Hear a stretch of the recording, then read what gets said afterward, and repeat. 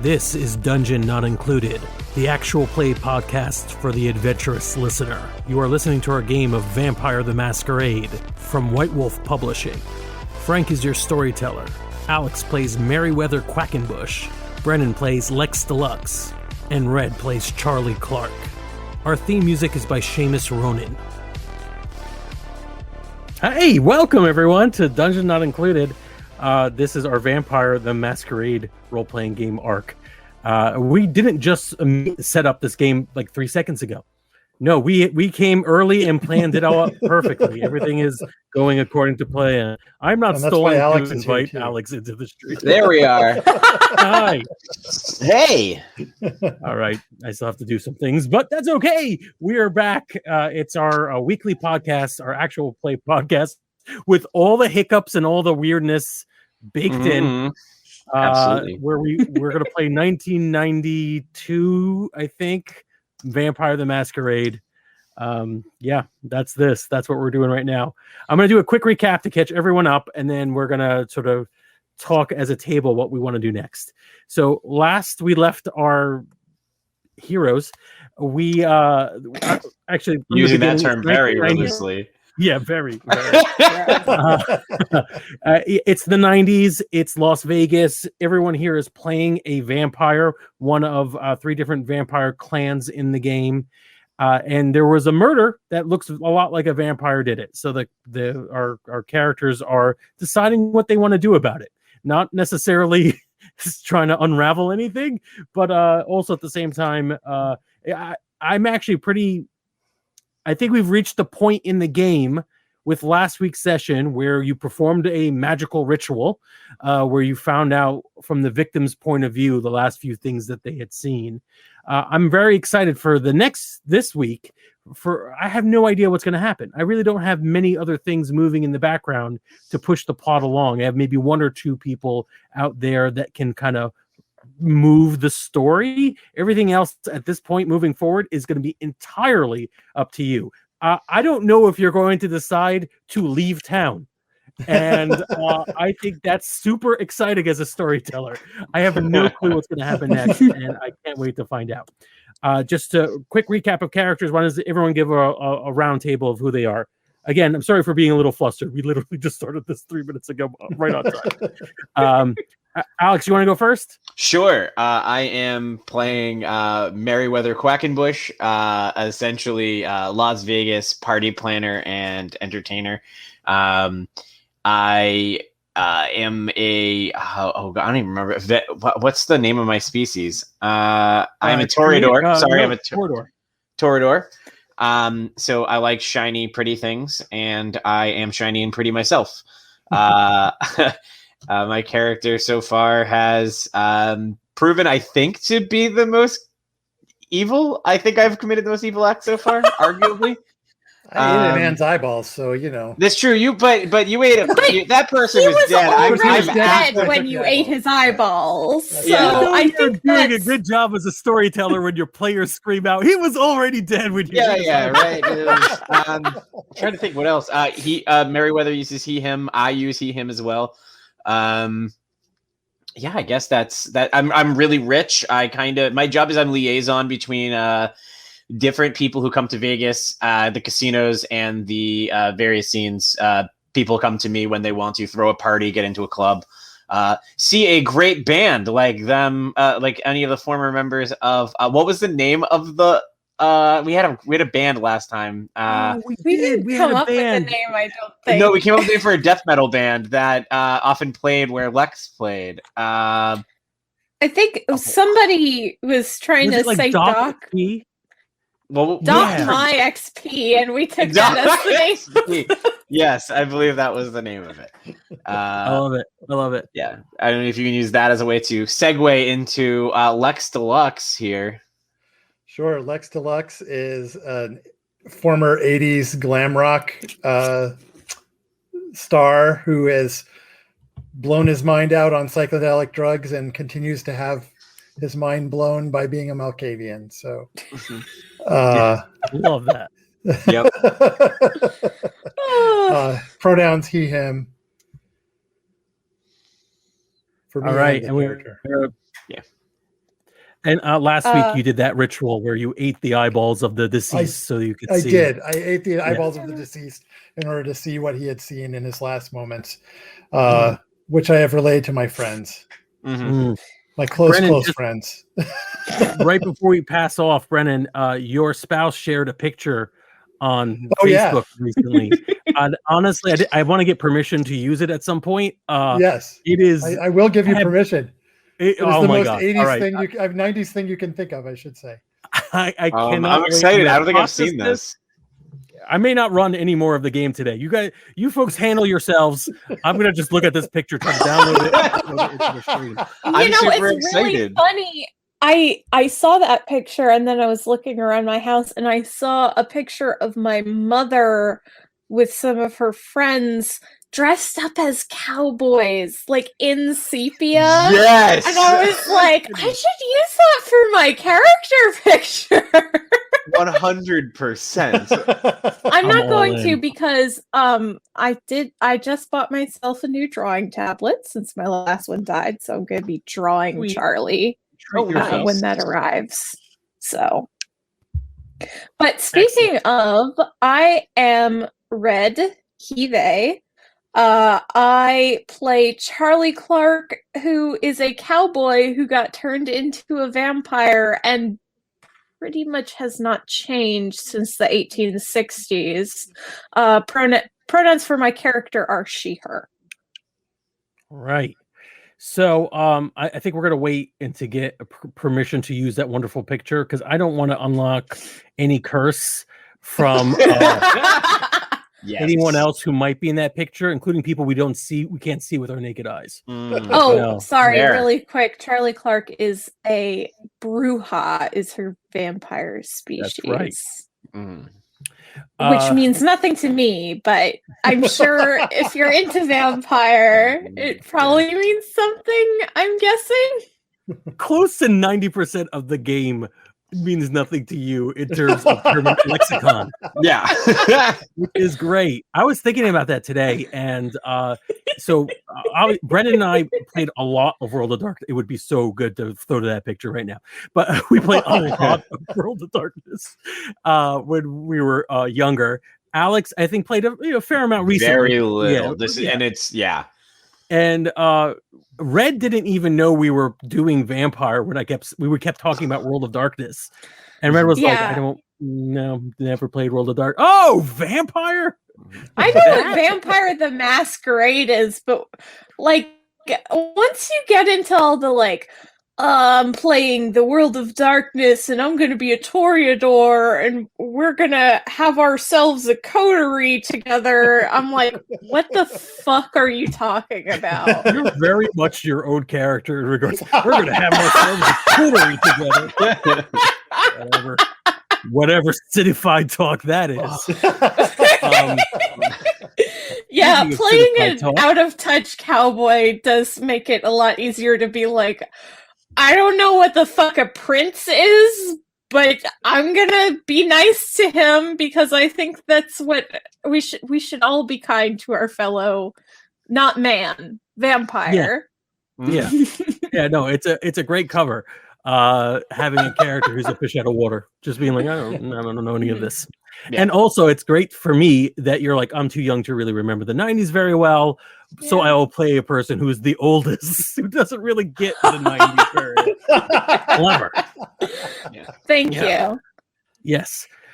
So again, just to recap the recap, you have all performed. Well, you performed the ritual. You have information on who you think the victim might be, I believe, including apartment number or what have you.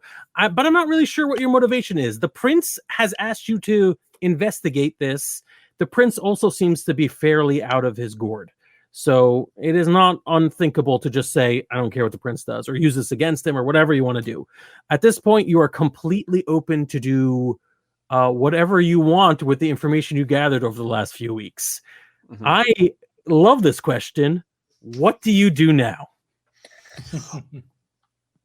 Well, go for it. We obviously need to protect the masquerades so there aren't any witch hunts, for lack of a better term, out here or anywhere.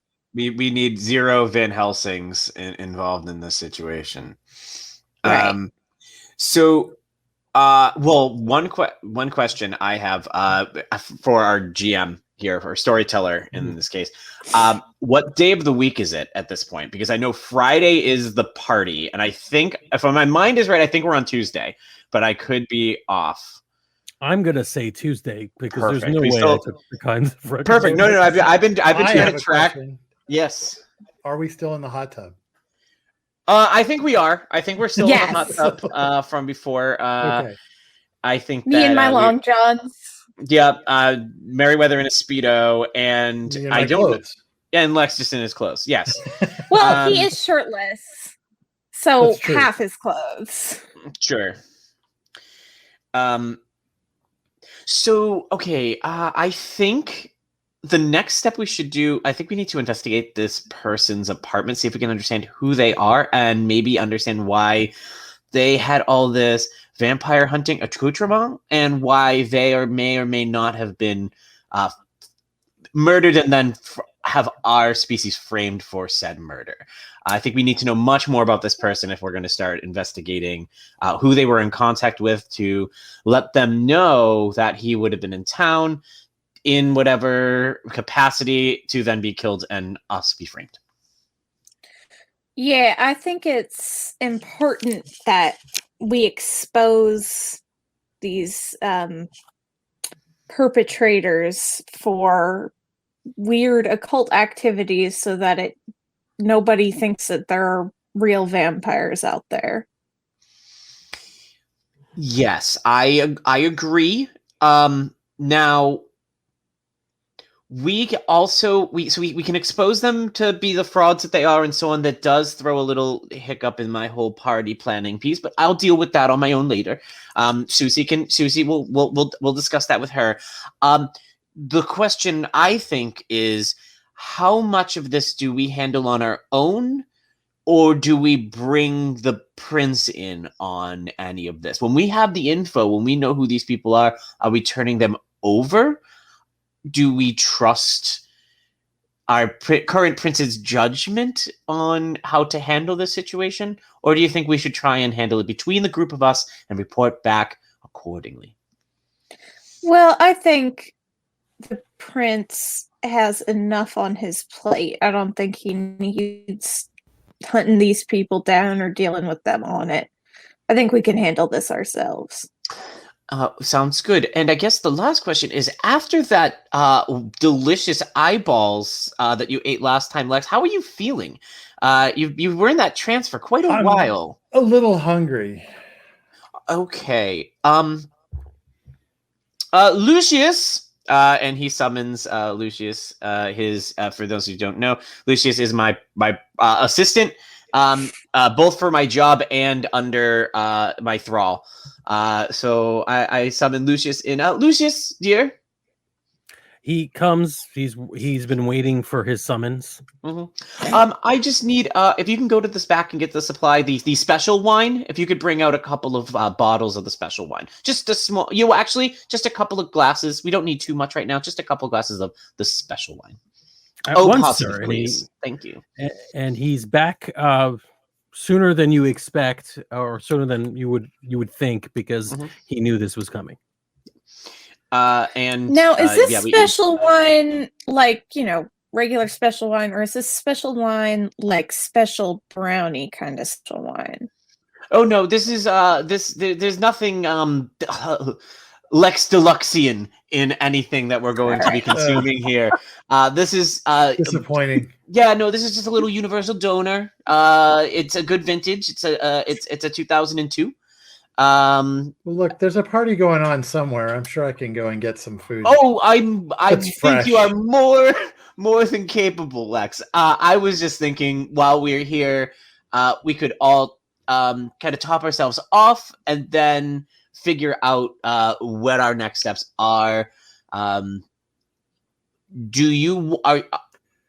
Who would like to go investigate this person's apartment? Because I'm more than willing to do it. I don't know if you guys would like to come, or if Lex, if you need to unwind a bit after that. I don't know what the deal there is for you. I mean, I'm good to go investigate and Excellent. So long as I get some food, I'm all right. Well, why don't you have mine as well? And he hands over 2 chalices of 2 goblets of blood. For all right.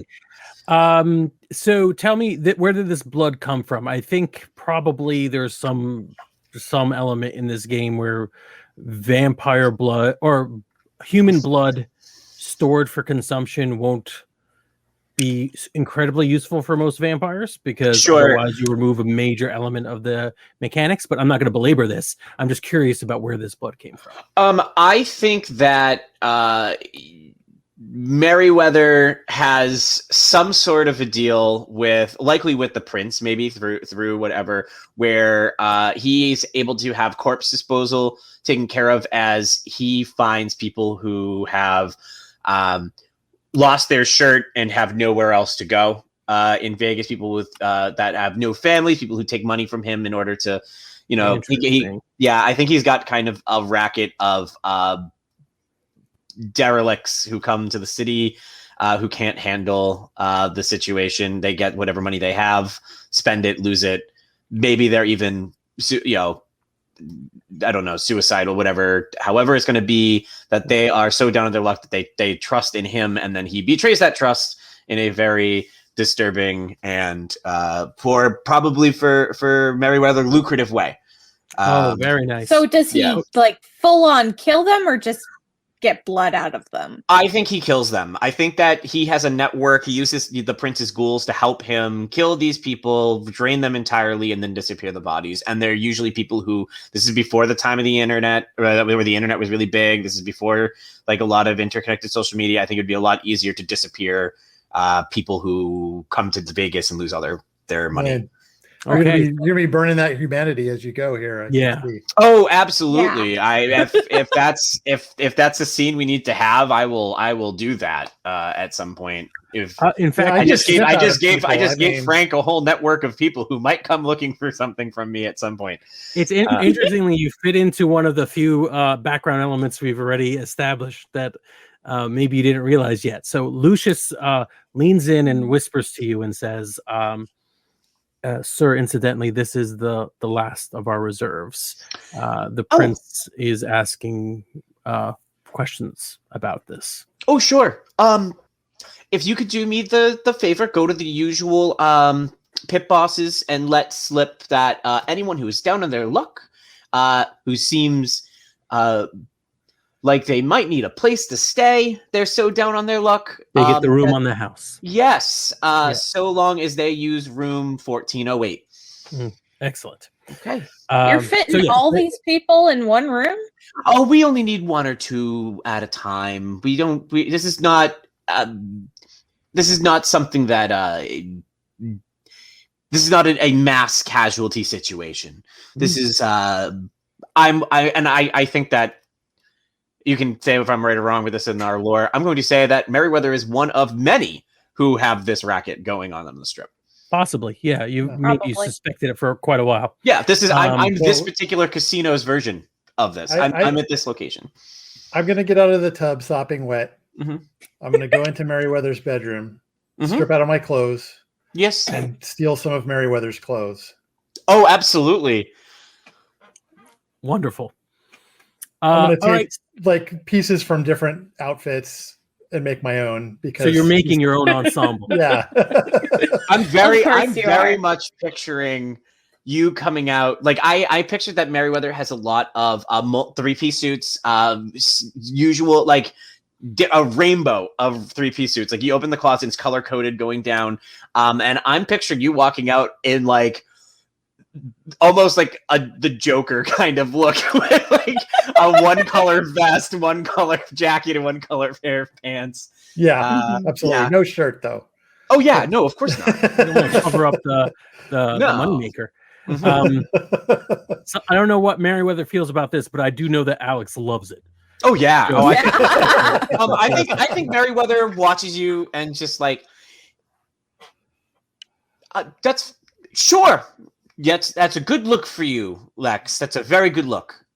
Yeah, I'm gonna borrow your bathroom because I don't like. Would you like to borrow the rest of the outfits that he took? Would you like to create the mirroring costume here? No, I think I'm good with the dry clothes I have. Sure. I just don't like running around in my birthday suit as much as Lex does. And I think we established last time your ankles were in the water in the bathtub, but that's it. Yeah, right. Love it. Yeah. All right. I did not remember that detail. I thought my long johns were wet. Regardless, one way or the other, I love that you refer to your fully dressed self as birthday suit, or nearly. No, I just meant I wasn't going to change in the middle of the room again. Like that. These old-timey slang things are just not good. Yeah. You're confusing the GM. Yeah. I'm sorry. I made an old character. I love to play in the space. Yeah. Oh, I read nothing wrong there. Charlie can be as Charlie as they want. Go for it. Like nervous as a long-tailed cat in a room full of rocking chairs. What does that mean? All right, nervous, very nervous. So yes, we are. So you can dress up and get ready to go out in the town. Did you decide which one of you is going to go to the? I think you were going to the apartment, right? To check out. Okay, so here, I think the three of us are planning on going. The question is, how. I think that Lucius, there's this plan that usually happens with people taking over the hotel, the people in the hotel being taken to the room, is that it's usually very early the next morning that the thing I can't do that. The only reason we're allowed in my room right now is because of the polarized windows. Yeah, I can't do too much about the victim, the draining. That I think that's fairly routine. Maybe even Lucius does it. Okay, perfect. Then I'm not going to worry about that. Then he knows the room, he knows the routine. He knows the bloodletting. Well, then and it's pretty much automated the entire process. We'll see when the other shoe drops, when it goes wrong. Then I think you would expect it to be automated. Sure. Then I think that what I'm going to do is ask Lucius to bring the car around, and I myself am going to switch into a new 3-piece suit as well. Something that actually makes looks correct. And this one uniform thing instead of multiple pieces. Doesn't look like a traffic light threw up on you. No, not at all. I think that Merriweather has impeccable taste, and I think that he's wearing a cream-colored 3-piece suit with a almost regal purple shirt underneath with matching pocket square and some sort of golden cufflinks and tie pin. And you, unlike many people, many vampires, you would probably actually be modern. You look appropriate. It's his job. He has to. And the car, we haven't established this yet, but it's something I've been sitting on for a while. I think that Merriweather actually has the real Elvis Presley's pink Cadillac, and that the one that's at Graceland is actually not the true one, but because Merriweather actually knew Elvis back on the strip back in the day. So we have the pink Cadillac pull up in front. Love it. Yeah, Charlie's just a classic cowboy boots, denim jeans, like a dress shirt with embroidery on the pockets. You know kind I'm talking about. Love that. Oh yeah. Very, very cowgirl. Very nice. All right, so you're dressed out for a night of the town as an adventuring party in the world of darkness. Just a handful of sore thumbs. So the hotel, I believe, was off the strip. It was way kind of the cheap part of town. And as you're approaching, to explain, the Vegas Strip is pretty much one road. and everything that happens in Vegas is that one road, except as soon as you leave the Strip, there's all the machinations that keep the city running. So the lower income housing is there, and sanitation and all that stuff, public works stuff. So, and that's where this is. It's at the edge of the Strip that's closest to sort of the barren desert. And in the hotel, in this shot right here, near where that street lamp is, and we're all the way up where you can see that building in the distance. That's the hotel you're aiming at, and that's the floor where the room you're looking for is. And it's interesting because it's overlooking the alley where the victim was killed. I mean, it's the right side of the road. It's one of maybe 5 rooms that could have looked into the alley. I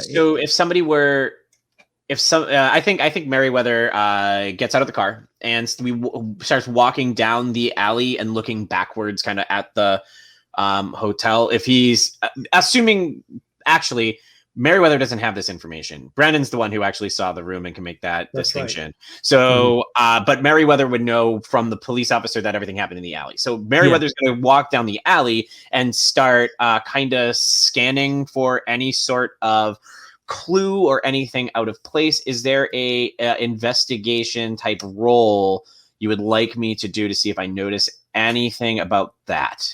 Sure. Anybody who wants to do some investigation right now, I'm actually going to not share the screen so I can pull up notes on characters.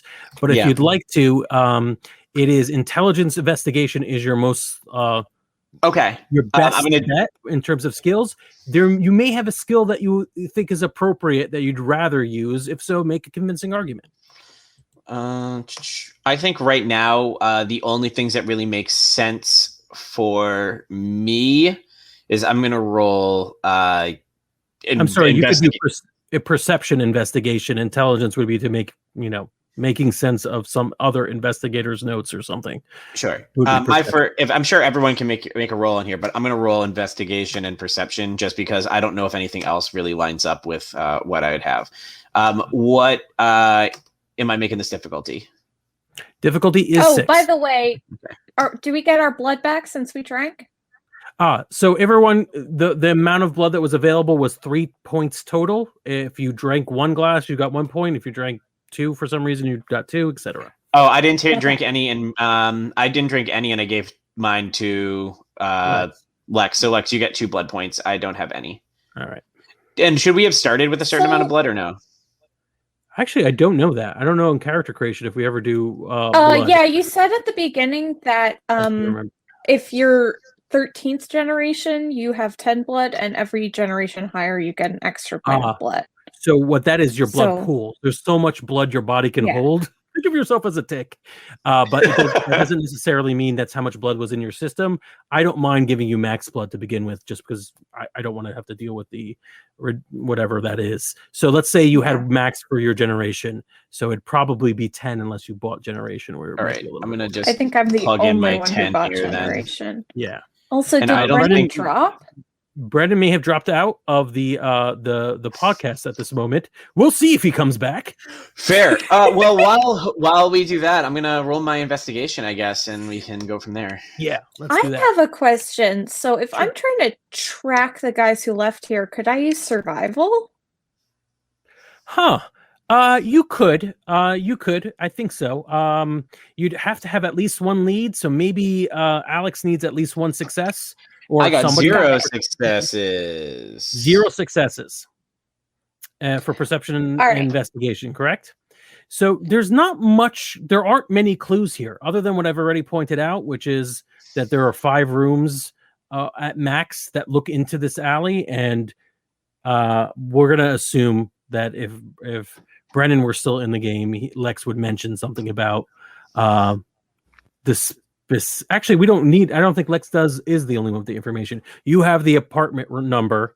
I'm assuming a certain amount of intelligence to figure out that floor in that room, and you know the alley where the victim was killed. So it's pretty obvious. I rolled perception investigation, and I got 3 successes. Nice. There you go. So, actual Marshall maybe should have taken the lead on that.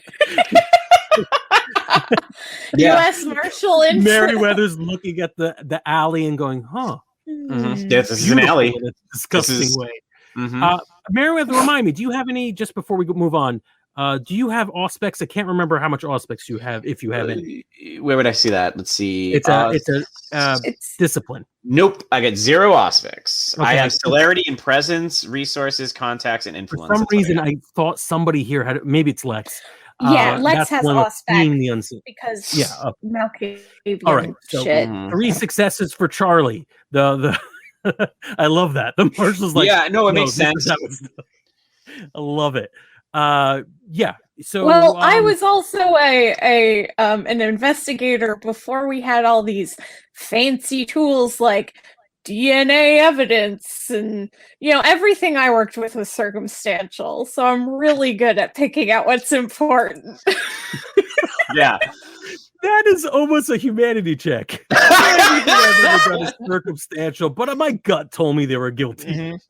Yeah. Right. I just mean like I have to decide what's important and what's not. Mm-hmm. Yeah. You triage the evidence at a crime scene very well. We get it. All right, Brendan's back, and Charlie just had a complete success to find some evidence in this alley. What you discover is so there's a crumbled up piece of paper that has some notes on it. I will describe in a minute. You find a lot of foot traffic, all with the same make of shoe, which is very unusual now, but was even unusual in your day. Shoes were probably at least a little customized back in your day, but now with brands, everybody would have a different kind of shoe. But these were all the same brand of shoe, although they came in slightly different sizes. Maybe a half dozen different people were in this alley, according to those footprints. And you see, let's see, do we want to go crazy with this one? Yes, you found a small dagger. I feel like I'm running a D&D game now. This is your treasure. You find a stiletto-style dagger, black blade, so that it doesn't glint with the light. That's probably why no investigator found it before you. It would have been very hard to find. Quality metal, quality material. There is a little cross on it that you assume is not upside down, although it depends on the way you hold the dagger. And that's about it. Yeah, so I think fingerprinting was invented about 30 years after I became a vampire, so I think I would know enough to pick up the dagger, like, using some cloth. I'm fine with that, yep. And I'm going to show it to Lex and say, this look familiar? Does it look familiar? Yeah. It looks vaguely in the style of the gear that one guy, the victim, had with him. Just like, all black and military, but like way too extra, that kind of deal. I'm going to say it looks like one of the victims. Are you a sword person, a gun person, anything like that? Is your character into either? Who, me? Yeah. No. So yeah, it's extra. It's somebody who's just trying too hard. Right. Right. All right. So you think it's the victims, not the killers, huh?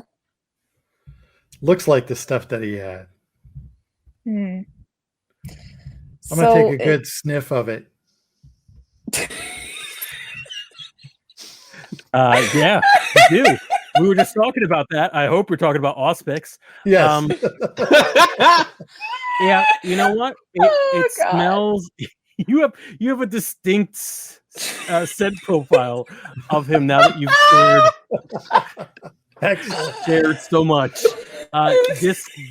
He handled this blade very briefly. You don't remember in the vision whether he took out a blade, but he was knocked out almost immediately. So if he had a blade in his hand, maybe he wasn't paying attention to it when he got knocked out. Okay. Well, they all wore the same kind of shoe, which is weird. I mean, you'd expect them to have like certain kinds of scuff marks or something, but no, brand new shoes, all the same kind, same tread on the soles. And I found this note here. Ooh, a note you say? What does the note say, Frank? Oh, okay. Sorry, I'm answering comments in the chat. Feel free to comment during the show if you're watching us along with us live on twitch.tv/nonproductive or on Facebook. And we will answer some of your questions, but also feel free to name NPCs when they come up. We'll try to. Oh yeah, please do. In fact, I'll just say this: our vampires just discovered a note in the alley where a victim was killed. When you unravel it, it has a bunch of arcane language on it and arcane symbols. Some of them are just super pedestrian, like the upside down pentagram and the 666 and all that. Others are a little bit more esoteric. In fact, you may not know them at all. Depends on if you have enigmas or occult or some other skill. But the fact that it's kind of just splashed on the page kind of feels like it's nonsense. It doesn't seem like it makes any sense. And you could see things crossed out and written and like rewritten and like maybe marginal notes like bigger and more evil. Things like that. Sure. Well, this does not look like anything important. What do you think, Lex? Well, let's keep it anyway. It's a clue, isn't it? Yeah. Well, I mean, it's from what I was able to gather talking to Officer what was his name? Yeah, one of our listeners volunteered to translate the note. As someone who only plays Shamir, I can translate it, all right? Yeah, nice. Officer, what was our Irish officer's name? Officer McCormick. According to Officer McCormick, the alley was painted in blood with various symbols. So I'm assuming that these were the directions by which they were following when they made these. I bet you if we show these pictures to McCormick at some points, that they would line up with what he had seen or what they had found. Matches what I remember because this is all nonsense. Sure. That tracks. I think our next step is to figure out who this person is. Hotel room thoughts, anyone? Sure, let's go.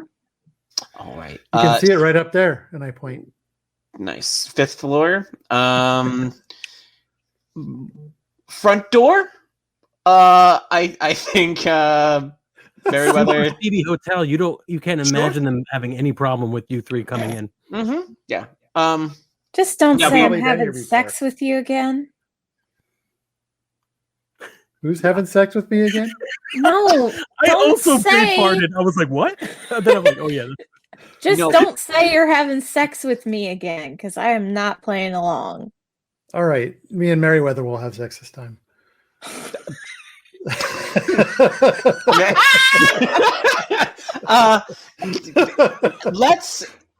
Let's see if we can't just get in without needing to make this seem like we're here for a good time.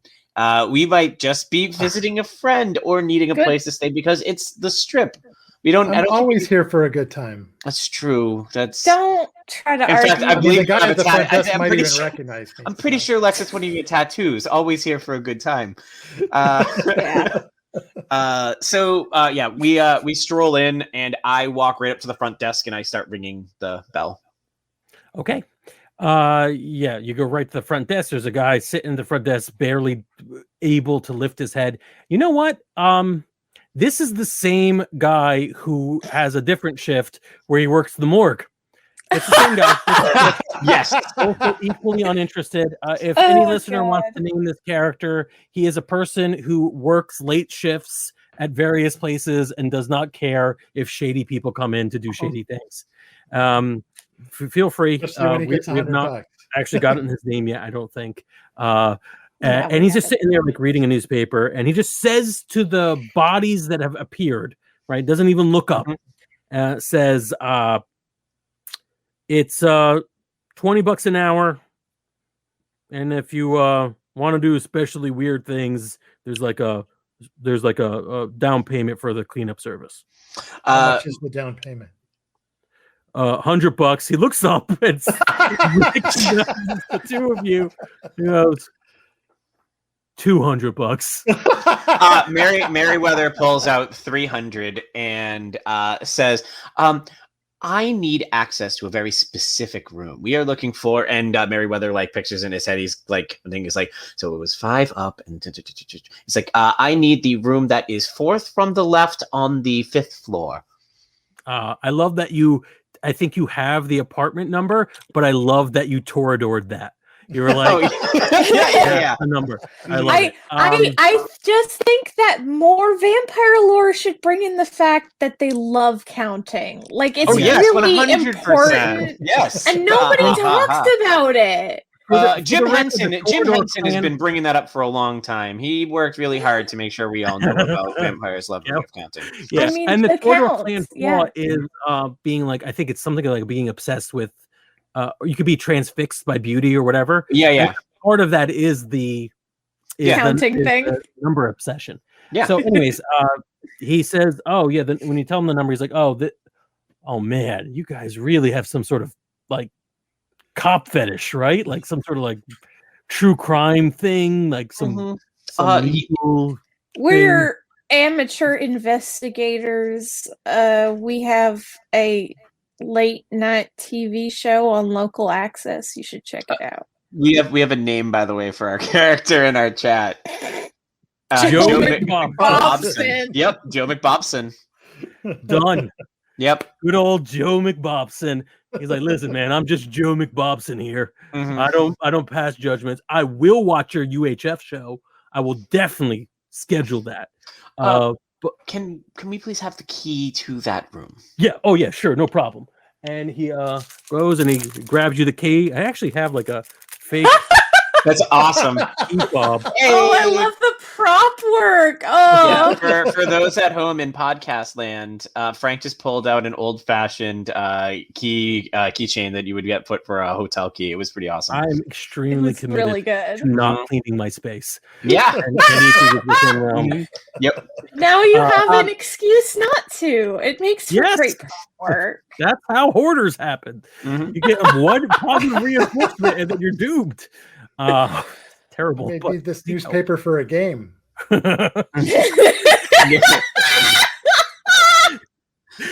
I hope that eye roll was a guilty one. I've done it. Yeah. This newspaper will be perfect for my art. All right. So yes, he gives you the key and puts the headphones back on. And Meriwether does a little like salute and starts walking head off to the elevator. All right. I will smile and wink at the guy as we go. Very good. Mm-hmm. He blushes. Joe McBobson. Alexa's sleeping with later. Yeah. You can go right into the room if you're ready. And, there's the remains of police tape like at the edge of the door. And when you look more carefully, there's actually remains of like several, maybe years worth of police tape. Wow. As they've slowly built up over time. Sure. And it's been cleaned somewhat. Does it still smell like the victim? Service from the looks of it. Does it still smell like the victim? Say that one more time. Does it still smell like the victim? Yes, it does. It still smells. I didn't let it hear it because it was gross. Yes, it still smells like.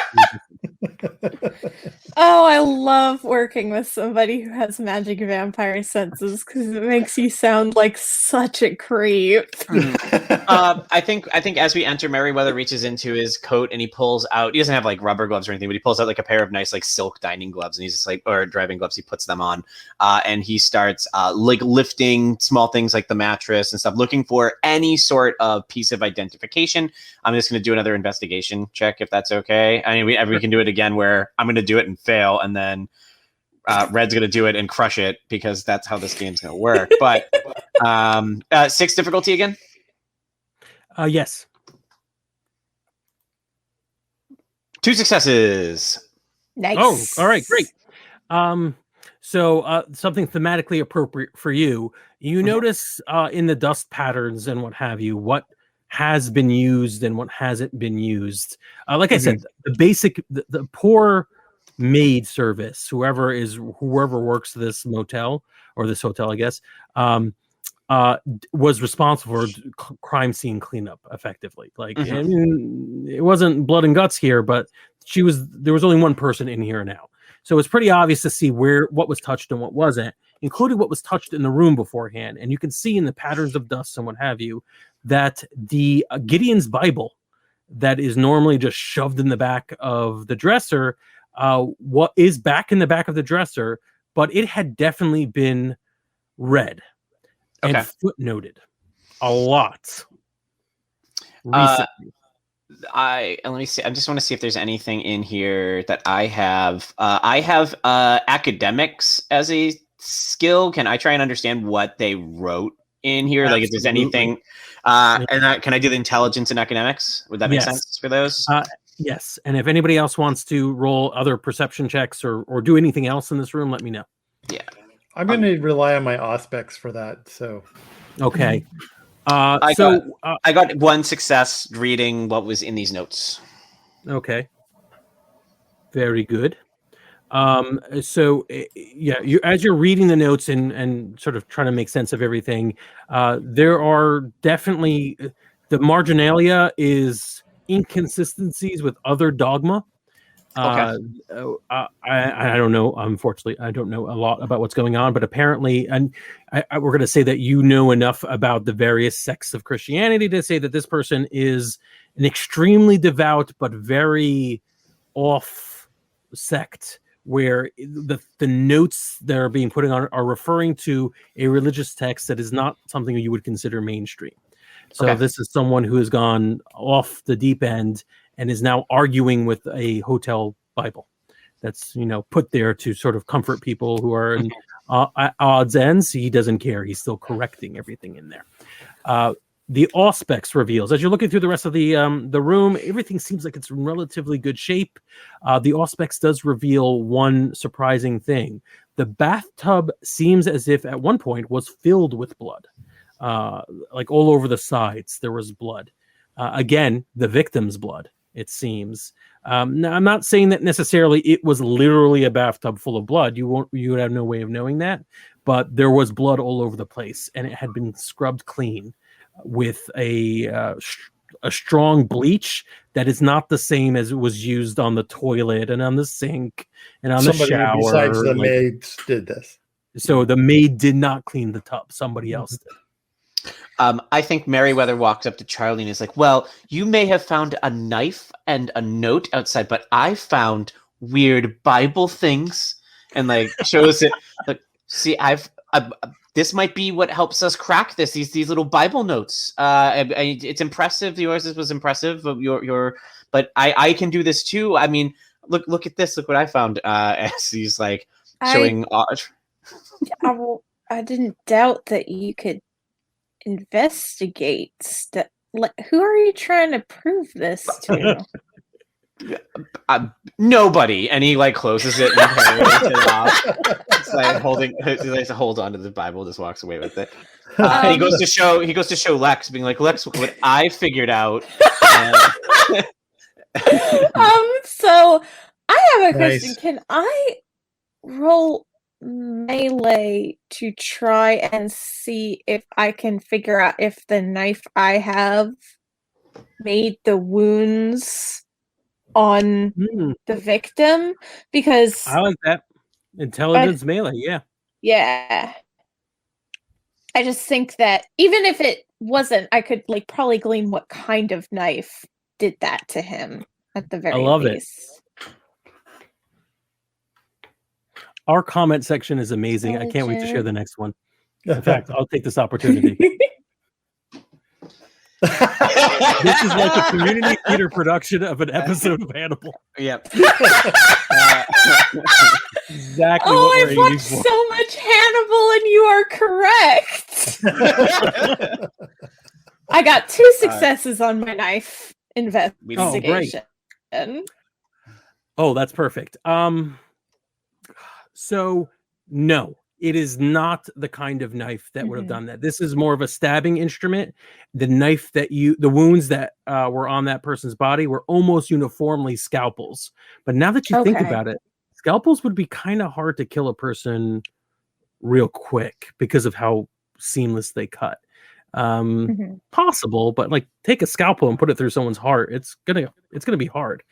But most of those wounds were scalpel wounds. Yeah. So I can't remember. In Lex's vision, did he see the way that the guy was killed, or just how he was like sort of incapacitated? I believe the way it was described, and you feel free to pat it out if anyone remembers this, especially Lex or Brennan. The man was in the alley waiting for someone. He turned around, saw a bunch of people standing there. Things went blank, and then he was bleeding out. And the majority of the vision was Lex seeing him bleed out, and seeing the man as he was dying, seeing what they're doing to the alley and how they were mocking up a crime scene. They took a lot of blood out of him. Yeah. How did they make all those precision cut marks? They must have knocked him out somehow, or at least incapacitated. Oh yeah, they knocked him out. He was incapacitated, and then there was too much blood loss for him to do anything. Yeah, that would have taken a long time, though. Oh yeah, it took a while. I remember. Ooh. Yeah. You okay? Oh, I'm fine. So, how much blood do you think it would take to fill a bathtub? Can I say offhand, Frank? No. Meriwether's gonna think about this and go like, well, if I can fit in a bathtub and my body contains a certain amount of blood, I'm going to say it takes more than one person to fill the bathtub.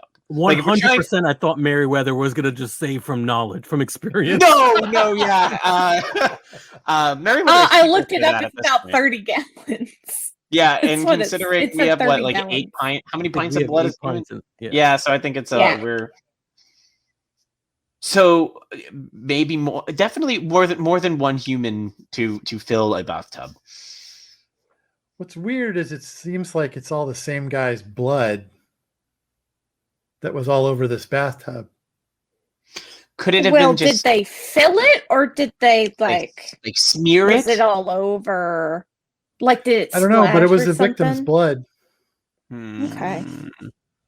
We still don't know this person's name, huh? I don't think we're gonna find it here. I mean, Joe McBobson might have something in his records, assuming in his records. I doubt people who come here want there to be any record of what's been done. Sure. I guess. Yeah, generally people are ashamed about this kind of thing. Well, the place where we will find this, could find any information that might connect to this potentially, is evidence from the police station. Anything that was collected from this location that would have been taken. If we want to try and either manipulate some more cops, get the hot cops involved again, or if we want, I wouldn't mind meeting the hot cops. Yeah. Did I not tell you that I made friends with some /strippers? I probably know them. I don't probably do know them. Did say that. I don't doubt yes. that Lex knows them. Yes, Officer McCormick, he moonlights as a stripper. So I have him on retainer for potential stuff down the line. What's his stripper name? Officer Nasty, I think would be a quick, easy one. Him. Yeah, of course you do. But I feel like they all go by Officer Nasty. Like that's a pretty easy one to do. It's the long rod of the law. We don't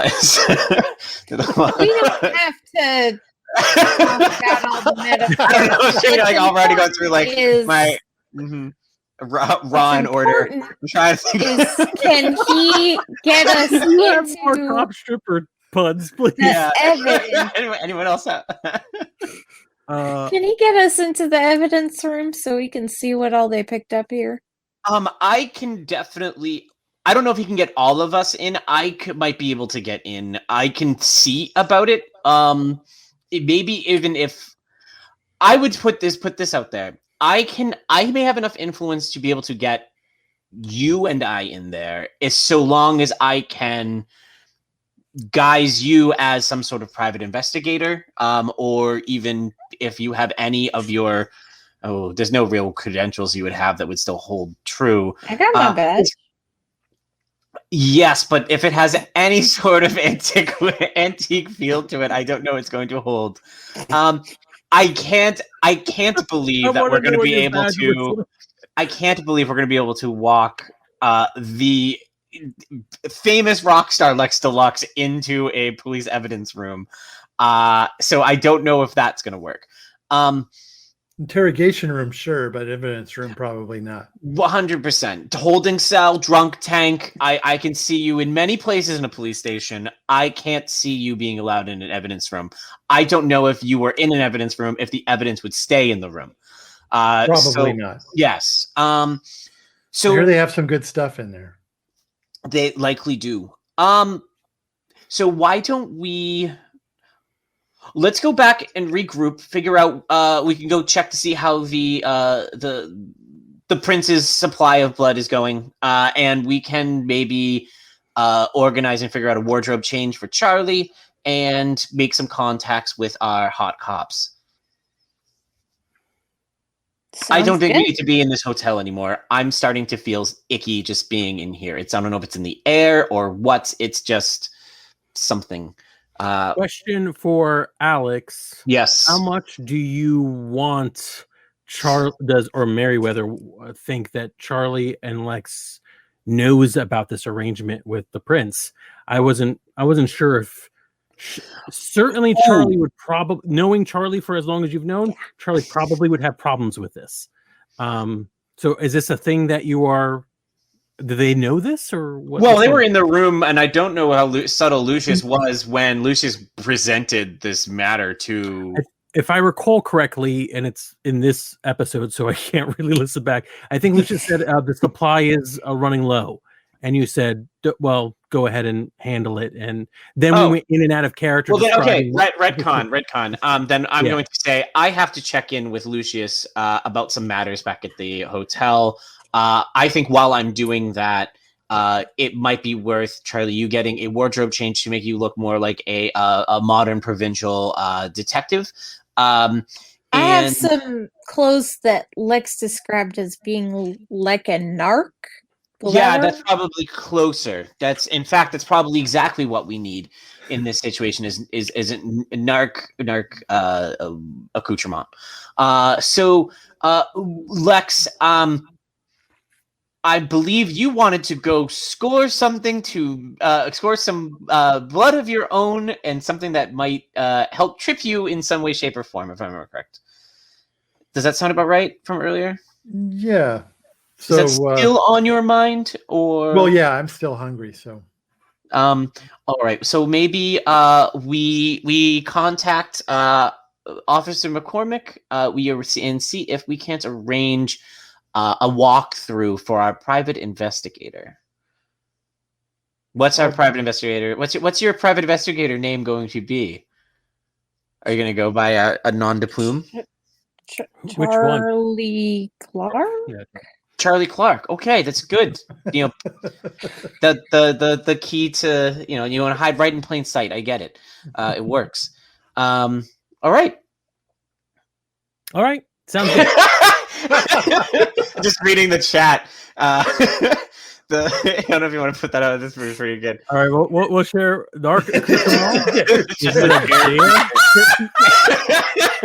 In the 90s, it absolutely. Yeah, that would have made it. Dare shirt. In the 80s, that would have made its way to Lost and Found, and yeah. Yeah, we had a shopping montage. No, I would not pay no. for a Dare shirt. No, but I'll tell you this: if we come across one at any point in that hospital, in the police station, I'm absolutely getting one for Lex, because I think that would be amazing for Lex to be wearing a Dare shirt. That would be so fucking funny. I'm going to try to be a good storyteller and leave treasure in places that you want. Don't worry about it. Perfect.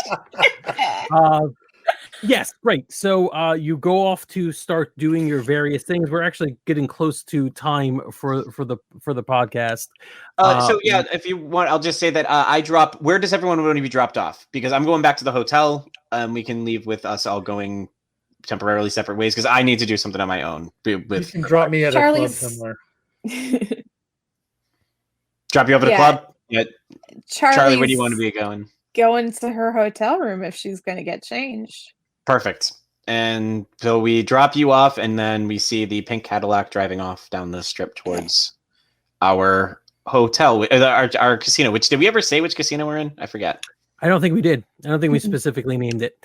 But we'll figure that out for next. Anyone at home want to come up with a really good casino name? Feel free. Let us know. Yes. So, all right. We have my temptation is always to leave them hanging. So I want to take one more step with Charlie. Charlie, you're in your room and you are getting ready for your night, pretending to be a living officer of the law. Maybe part of your heart still thinks that you are in fact an officer of the law, and you're prepping yourself up. Do you need to like psych yourself up? Are you worried about this? Have you actually done any kind of bounty hunting or marshaling in the last decade or two or whatever? Not really, but like at the same time, like as you can see from this entire adventure, the skills come in handy. So I don't think she's rusty exactly.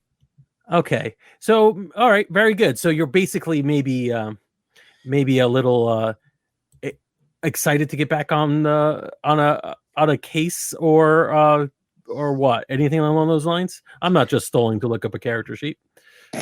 She does like to investigate, although she's her free spirit doesn't really agree with the law enforcement of today. Nice. All right, great. How are you going to get into the police precinct to get there from the hotel? Are you going to walk the few blocks, or are you going to take a cab or anything like that? I'll walk. Yeah. Okay. So you're walking the few blocks. You're prepared to go in. As you are approaching the police precinct, you see a large gathering of officers out the door, like about 4 or 5, which is a little unusual because you're not going to try to want to have too many people gathering around, and a few of those newfangled news vans also outside. About 2 or 3 of those news vans with whatever is considered state-of-the-art equipment in the 90s. So they've got their little DV cams out. Clearly there's something going on that they are trying to cover. What's your go-to? What's your move? I'm going to try and get to where I can see the crime scene, if that is what's going on. Doesn't seem like there's a crime scene. There's no tape up. The cops seem more annoyed that the press is there than they are like try to cordon off anything. Okay, then I just want to listen in. All right. You overhear a officer telling the reporter that he is not allowed to speak about anything, and he's being pretty good and consistent about saying no comment. You have to talk to somebody who actually has a rank over here. I'm just a beat cop, I can't say anything. But from the questions that the reporter is asking, he's like, come on, there's a break-in at the morgue, we need this, is it real or isn't it? And he's like, no comment, can't talk about it. No. So no details, but the question is apparently about the break-in in the morgue. I'm not too worried. Yeah. Baller! Love it. That's baller. Like, nah. Yeah. I keep walking into the precinct. Awesome. I love that. All right, everyone who is watching us live, subscribe to the Twitch channel, twitch.tv/nonproductive. Subscribe to the podcast, Dungeon Not Included, where we run different games all the time. We are, of course, in the middle of our vampire LARP. Thank you very much for joining us. Those of you who are listening to the podcast because you've already subscribed, thank you so much. Yay! If you are only listening from our website, though, subscribe. It's how we pay the bills somehow. I don't really know how it works. Yeah. But yeah, it sounds pretty much. I'm sorry. One last thing. Right under the wire, someone named the reporter. Reporter is Gerald River, the wasp version of Geraldo. Perfect. Perfect. Didn't even know we needed this character named. We have him named. Perfect. Perfect. Good. All right. Thank you. And That's of course, kiss. if you can, watch live and help us name stupid characters as they come up in the game. Good night, everybody, and beware of vampires. I need a better sign off. Yeah.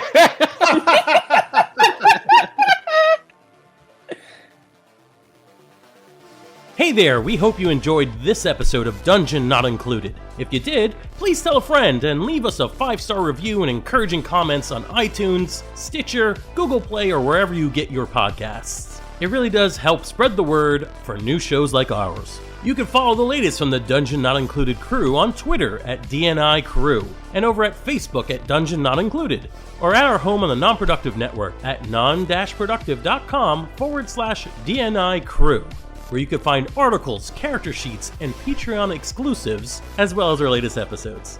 Thanks!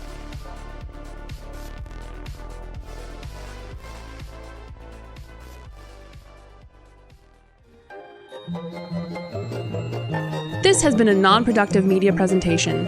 Executive producer Frank Hablawi. This program and many others like it on the Non-Productive Network is distributed under a Creative Commons Attribution Non-Commercial No Derivatives license. Please share it, but ask before trying to change it or sell it. For more information, visit non-productive.com.